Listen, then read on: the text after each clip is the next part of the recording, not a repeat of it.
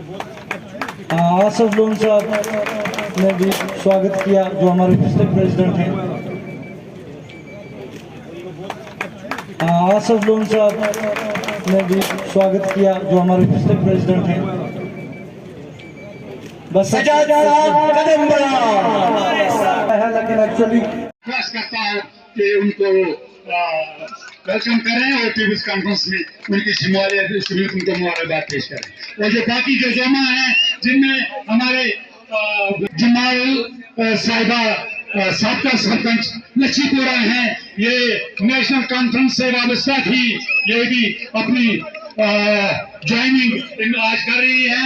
ये national conference को खैरबाद कह के यहाँ तशरीफ फरमा है। मैं इनको मुबारकबाद पेश करता हूँ कि इन्होंने जम्मू कश्मीर पीपल्स कॉन्फ्रेंस में शमूलियत करने का ऐलान किया है। इसके साथ मैं सैयद जियाउद्दीन साबका सरपंच बनाली को यहाँ, लेकिन एक रियलिटी है कि पिछले 30-40 साल से उन्हीं की हुकूमत रही है। तो ज़्यादातर जो जैसे 1987 की चोरी उनके टाइम में हुई है, किलिंग्स, हैंगिंग्स, जो फांसियाँ सब उनके टाइम में हुई है। तो उनकी नहीं बात करें तो किसकी बात करें। यहाँ जो रीजनल पार्टी है, जो दिल्ली से मिलकर जिसने सबसे ज़्यादा जो एट्रॉसिटीज़ की है, वो तो वो हैं, तो कैसे वो तो नहीं कर। और हम पर कोई पर्सनल टारगेट करे पिछले 2 महीने से, तो आपको मैंने सुना नहीं। आज किसी पर पर्सनल हुआ तो आपको दर्द होने लगी, ये भी तो सही नहीं ना है। अगर हमारा पर्सनल है, अगर किसी और का पर्सनल मामला होता है तो क्या हमारा पर्सनल नहीं है? हम क्या रास्ते पर क्या पत्थर से पैदा हुए हैं? तो वो ठीक है, उसमें आप देखिए पहले किसने शुरू किया, हु स्टार्टेड फर्स्ट, वो देखिए। बाकी आज के बाद जो टारगेट करेगा तो हम पर्सनल जाएंगे। कोई हमारी जात पर करेगा, व्हाट इज दिस? हिंदुस्तान का सबसे जो प्रोटेक्टेड पर्सन है वो ये बाप बेटा है। प्राइम मिनिस्टर के बाद 100 आदमी इनको प्रोटेक्ट करते हैं। जो इनके बयानात हैं वो इस किस्म के हैं कि जो पहाड़ पर मेरा वर्कर है उसको सिक्योरिटी थ्रेट बनता है। ये व्हाइट कॉलर किलर्स हैं, दे स्पीक टू किल। ये बोलते इसलिए हैं कि बंदे को मारे कोई। इन कातलों का नहीं बोलूं तो किसका बोलूं? आप मुझे बताओ। आपने देखा मैं हूं यहाँ, मेरे पर बड़ी तोहमत है कि मैं जी कोई आपने कोई देखी ऐसी? इन बाप बेटों में कोई होता यहाँ किलोमीटरों तक किसी को घुसने नहीं दे सकते, परिंदे को नहीं मूव करने देते हैं। और वो लोग फिर ऐसे बयानात दें जिसे मेरे ये वर्कर जो हैं, मेरे लीडरान जो हैं, ये चालकू साहब हमारे कॉन्स्टिट्यूंसी, इनको तो एक बंदा भी प्रोटेक्ट नहीं करता है। ये मेरा डिस्ट्रिक्ट प्रेसिडेंट है, एक बंदा इसको प्रोटेक्ट नहीं करता है। वहाँ तो हल्का प्रेसिडेंट को भी सिक्योरिटी दे रखी है।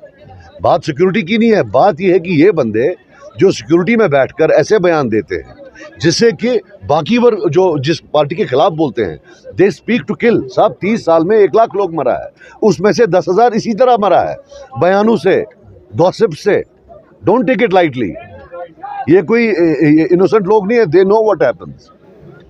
सजाद साहब, एक तरफ नेशनल कॉन्फ्रेंस जो है बीजेपी के खिलाफ इलेक्शन में हिस्सा ले रही है और मुसलमानों के खिलाफ बीजेपी को बता, आप उमर साहब से पूछिए, ये फारूक साहब से पूछिए कि हाउ कैन दे, जो लोग शिवसेना के हाथों मरे हैं मुंबई राइट्स में,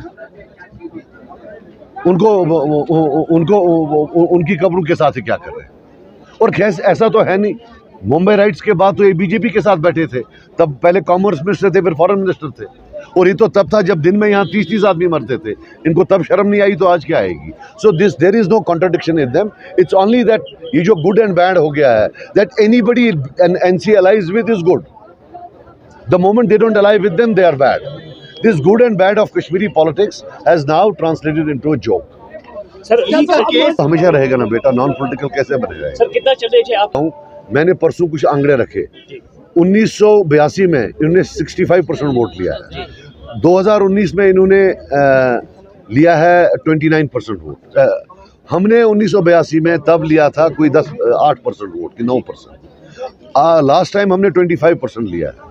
इंशाल्लाह आज हम 35-40% लेंगे। बट नदामत से हम लोगों के पास जाएंगे। We will not show any overconfidence. It is the people of north Kashmir who have to vote for us. उनके सामने बिल्कुल झुका हुआ है नदामत से। सर इससे पहले बाइकआउट होता है ओवरऑल इलेक्शन में, बाहर आए, ये तो काफ़ी बाइकआउट के ही प्रोडक्ट है। काफ़ी लोग जो हैं बाइकआउट के प्रोडक्ट हैं, तो वो वाली इंडस्ट्री भी जो फिर बंद हो जाएगी। देखो आप मेरी बात सुनो, बहुत अच्छा आपने सवाल पूछा। बिल्कुल सच है, दिल्ली के चीफ मिनिस्टर बंद हैं, लेकिन इफ फारूक साहब is outside jail, it is at the pleasure of BJP government.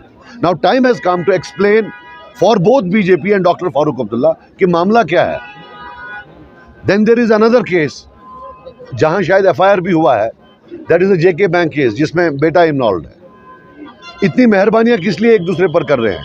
सिर्फ इसलिए कि जो बयानात, पोलराइजिंग बयानात पूरे हिंदुस्तान में चाहिए होते हैं, वो नेशनल कॉन्फ्रेंस करती है, वो नेशनल पॉलिसी इशू करती है. खुदा का वास्ता लोग जागे और उठे कि कश्मीर का मामला नहीं, अब तो ये नासूर बन गए हैं पूरे हिंदुस्तान के मुसलमानों के लिए.